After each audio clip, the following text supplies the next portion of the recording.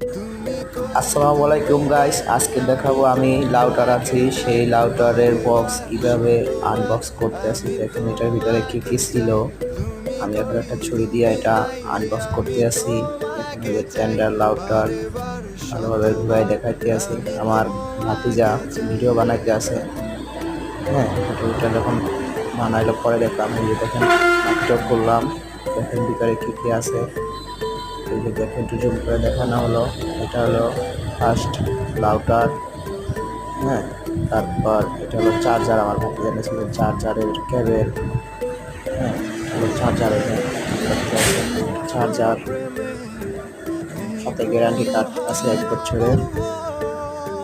এখন রানিং দিব, সে একজন যে ঠিক করে সেই কোম্পানির লোক আসছে, সাথে একটা এখন লাগিয়ে দিব।